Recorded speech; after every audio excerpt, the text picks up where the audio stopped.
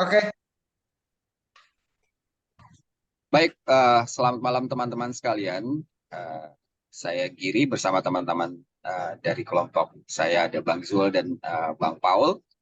Malam ini kita akan membahas beberapa teori eh, di dalam kuliah mata kuliah komunikasi di era digital. Ada beberapa teori yang ingin kita bahas. Sebenarnya sudah dibahas di kelas, cuman kita mungkin akan bahas secara lebih komprehensif dan kita berikan beberapa contoh terkait fenomena demokrasi yang ada di Indonesia. Teori yang akan kita bahas malam ini adalah populisme, media sosial, dan opinion leader.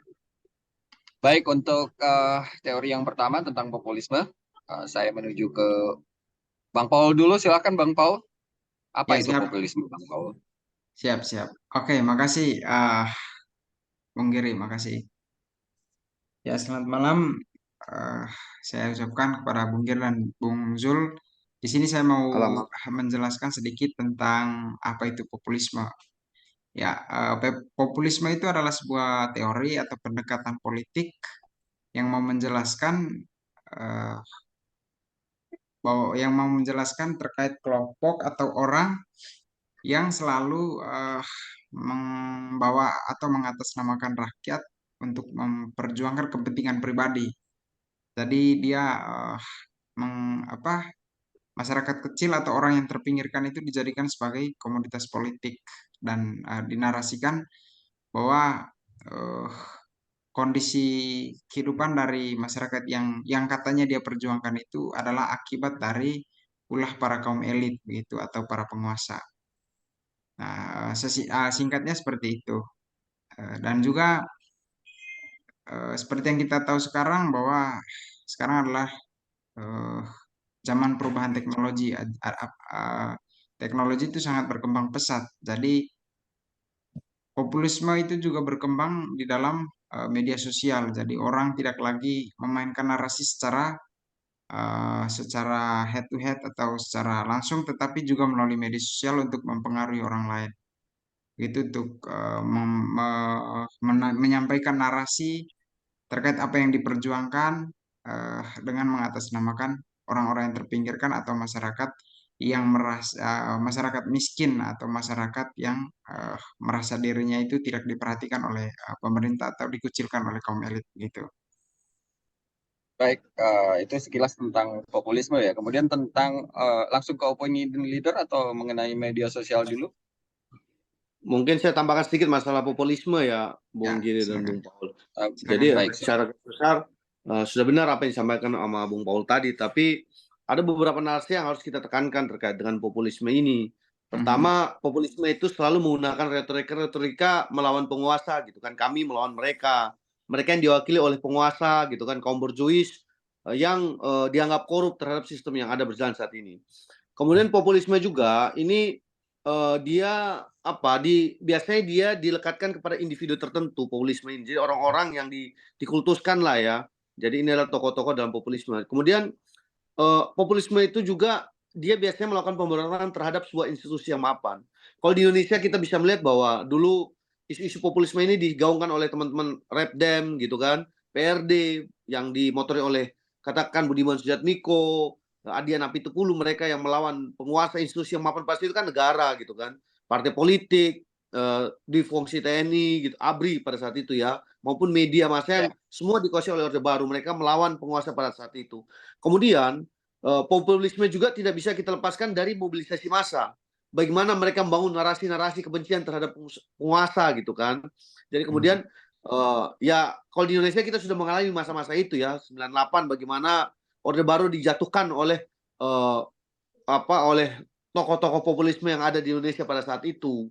Tetapi satu kelemahan dari populisme yang kita perlu ingat bahwa populisme ini mereka lemah dalam konsep gitu. Makanya pasca reformasi kita bisa melihat bahwa tidak ada perubahan berarti gitu. Memang dari Orde Baru kepada Orde Reformasi, tetapi saat ini kita bisa lihat bahwa sistem yang ada berjalan ya hampir sama dengan Orde Baru gitu kan. Bahkan hal-hal yang kita perjuangkan dulu seperti pemberantasan korupsi. Saat ini bagaimana kita bisa melihat KPK sudah sangat dilemahkan. Kemudian di fungsi ABRI yang kita tolak saat ini kita bisa melihat bahwa bagaimana di segala lini kehidupan saat ini dikuasai oleh mohon maaf, dari teman-teman dari TNI maupun Polri gitu. Ini kan yang dulu kita lawan gitu. Jadi ini menekankan bahwa memang populisme ini lemah pada tataran konsep. Mungkin seperti itu yang saya tambahkan. Terima kasih. Baik, populisme. Kemudian mengenai media sosial, ini yang kita tahu kan media sosial di Indonesia seperti Facebook atau Twitter atau Instagram itu sudah menjadi sebuah platform yang penting ya untuk berkomunikasi di dalam bidang politik. Ya, betul. Kemudian dengan penetrasi internet yang semakin luas begitu, khususnya di kalangan generasi muda, generasi Z dan millennials, media sosial ini memberikan peluang bagi politisi untuk mencapai audiens yang besar dan membangun basis dukungan dan menyebarkan pesan dengan cepat gitu kan ya. Dan para politikus di Indonesia ini aktif menggunakan media sosial untuk membangun citra, merespon isu-isu terkini dan berinteraksi langsung dengan pendukungnya.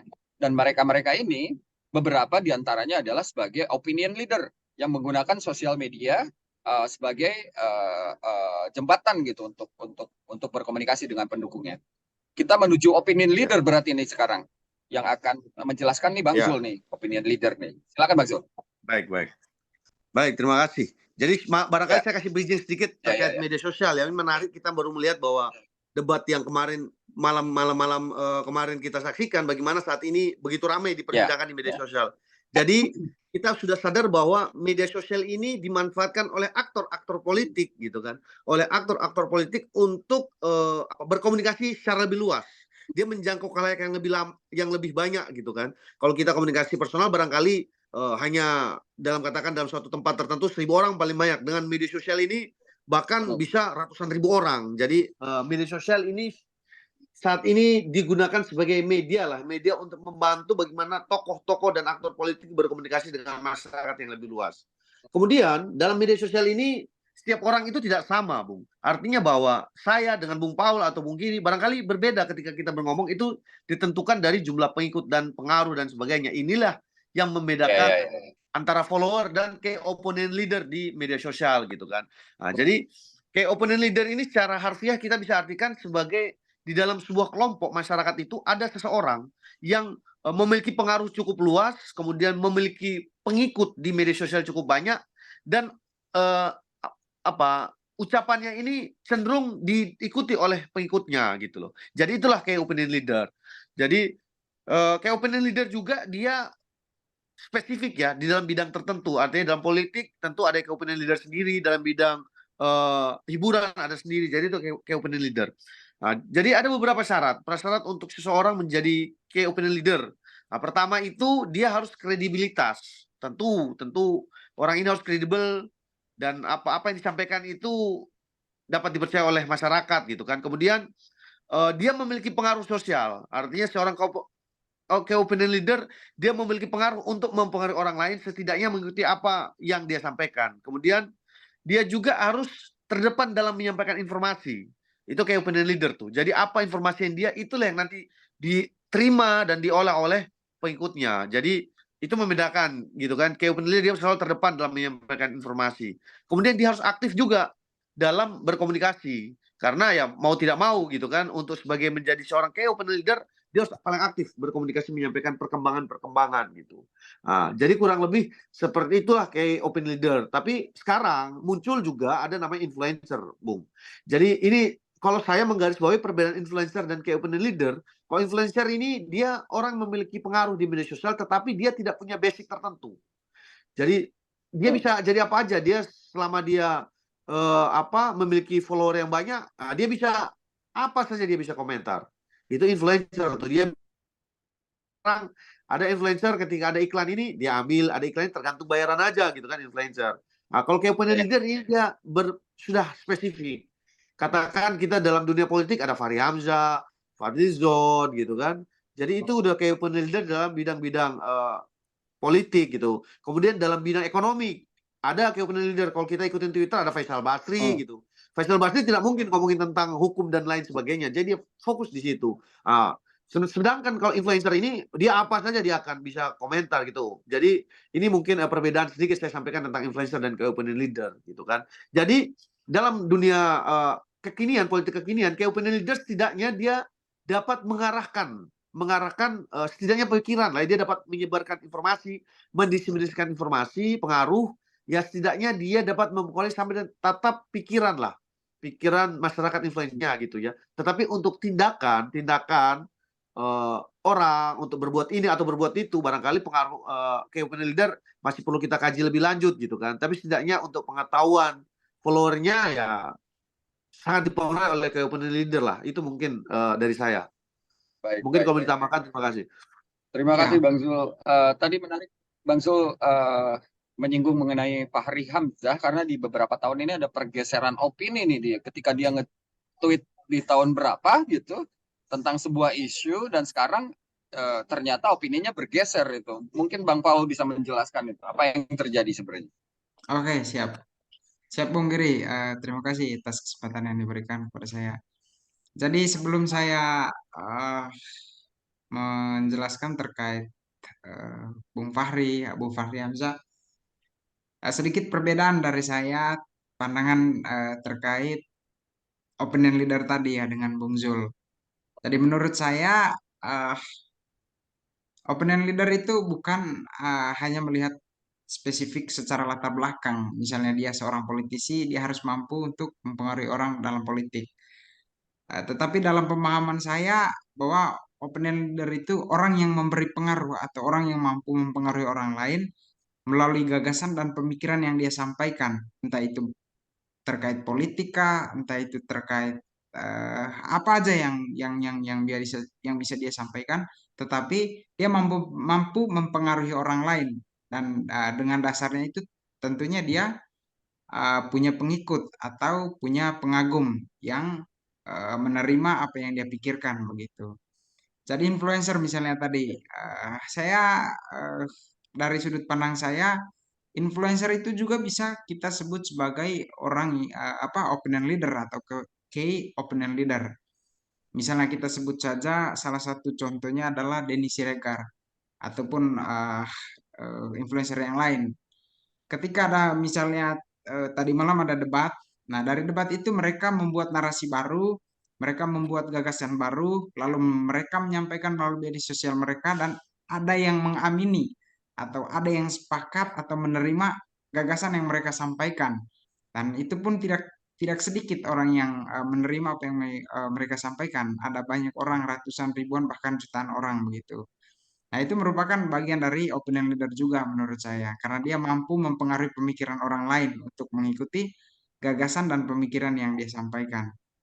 Nah, saya sepakat juga dari Bung Zul, dari di bidang politik juga pastinya ada, secara intelektual juga pasti ada opinion leader yang mampu menggerakkan orang, yang mampu mengorganisir orang melalui pemikiran atau melalui gagasan yang dia sampaikan. Begitu. Terus kita masuk terkait Fahri Hamzah. Ya, menurut saya Fahri Hamzah ini sangat sangat menarik ya kalau kita bahas. Soalnya Bung Fahri ini hampir 10 tahun terakhir dia sebenarnya kontra dengan pemerintahan Joko Widodo. Tetapi selama setahun terakhir Ya, sebelum pemilihan presiden 2024 ini begitu dia punya partai karena dia dulu tergabung dalam Partai Keadilan Sejahtera atau PKS. Nah, dari PKS dia bubar, dia terbelah. Bung Fahri membuat partainya sendiri bersama Bung Anies Mata yang disebut sebagai Partai Gelora sekarang yang kita tahu. Terus kebetulan dia mendukung Prabowo dalam pemilihan presiden tahun 2024. Nah, di mana di dalam situ juga ada Presiden Joko Widodo. Akhirnya kritikan dan pemikiran kritis yang disampaikan oleh Bung Fahri sebelumnya 9 tahun terakhir kepada Jokowi, bahkan dia pernah mengkritisi terkait pembangunan ibu kota negara. Nah, di mana saat itu dia menyampaikan bahwa apa yang dilakukan oleh Pak Jokowi itu adalah salah besar atau bisa dibilang salah besar secara garis besarnya. Jadi Pak Jokowi itu juga dia sampaikan bahwa tidak punya latar belakang politik lah, akhirnya dia tidak paham tentang negara ini begitu. Sehingga dia asal membuat kebijakan dengan membuat ibu kota negara baru. Seperti itu. Jadi tetapi hari ini yang kita lihat akhirnya dia bergabung atau dia bahkan menjadi salah satu tameng di baik saat diundang di media televisi maupun di media sosial seperti YouTube, dia seringkali membela presiden atau membela pemerintahan Joko Widodo saat ini untuk melanjutkan pembangunan IKN Nusantara.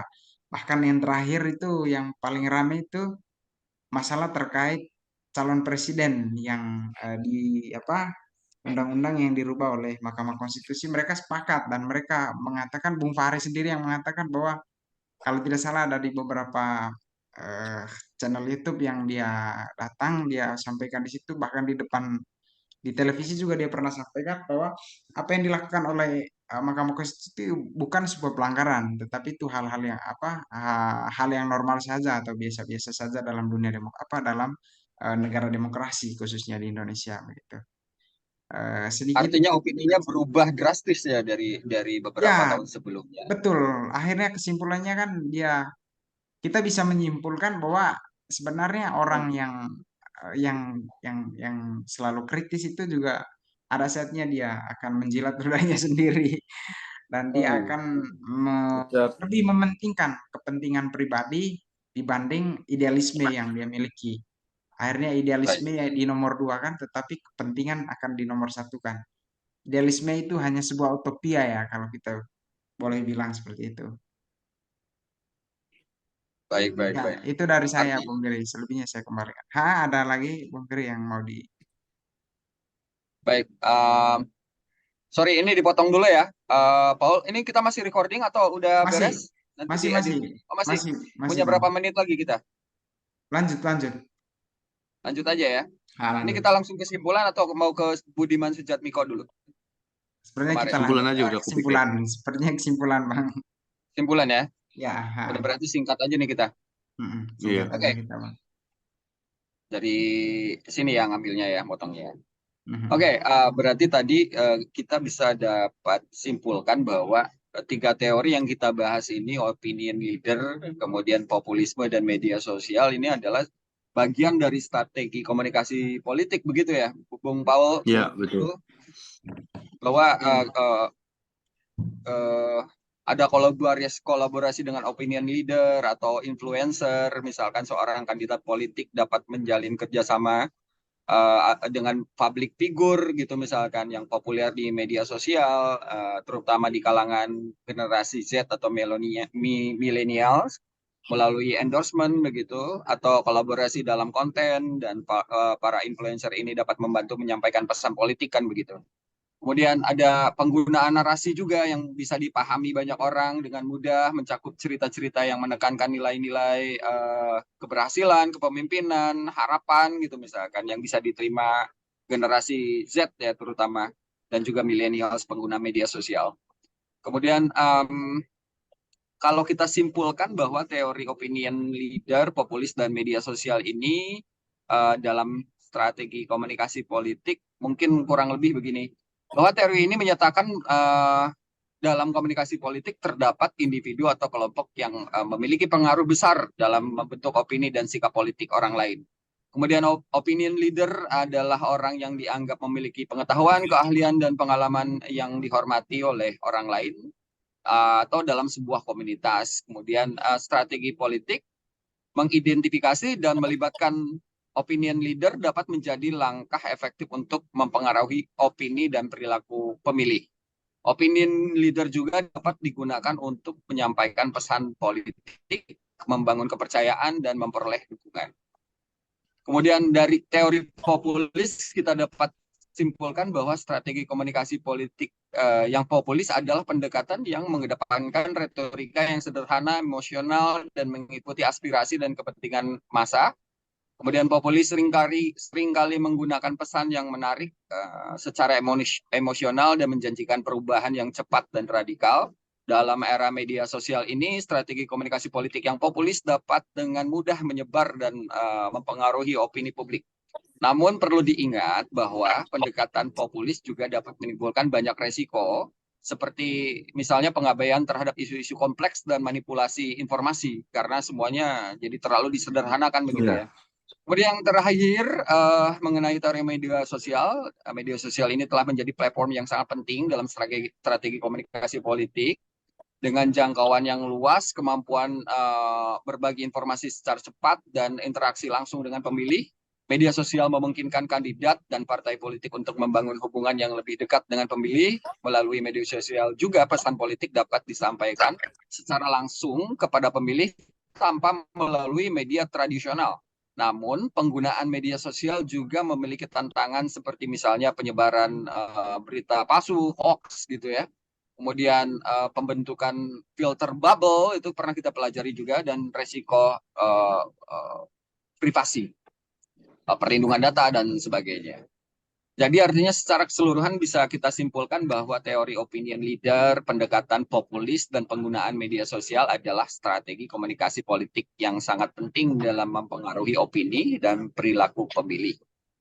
Namun kita juga harus penting untuk diingat bahwa untuk mempertimbangkan keberagaman pemilih, kompleksitas isu politik, dan etika dalam penggunaan strategi komunikasi politik ini begitu. Kesimpulan yang kita ambil seperti itu, teman-teman masih ada ini? Masih bisa? Masih ya? Masih ya? Masih, Bung. Lanjut. Oke. Ya. Nggak apa-apa, kita nanti download kita upload aja seutuhnya seperti ini juga. Hah? Ini kan bagian dari dinamika Nggak mau kita dipotong? nanti nggak usah edit kan. Artinya kita langsung aja masukin ke Oh gitu. Oh ya sudah, baik kalau begitu. Sekian diskusi malam ini. Terima kasih teman-teman. Ini mohon maaf Pak Wahyu, mungkin kita akan agak telat mengirim file ini ya, karena kemarin kita punya kendala. kendala ya. Kita sebenarnya sudah merekam video podcast ini kemarin, cuman kita punya kendala audio. Jadi salah satu audionya Bang Paul itu nggak Nggak ngerekord. terekam sepertinya gitu. Padahal sebenarnya tugasnya sudah beres kemarin, dan kita hari ini nggak punya keleluasaan waktu untuk bertemu di forum ini gitu. Jadi ini agak buru-buru podcastnya, mohon maaf sebelumnya Pak Wahyu, mudah-mudahan memaklumi. Terima kasih teman-teman,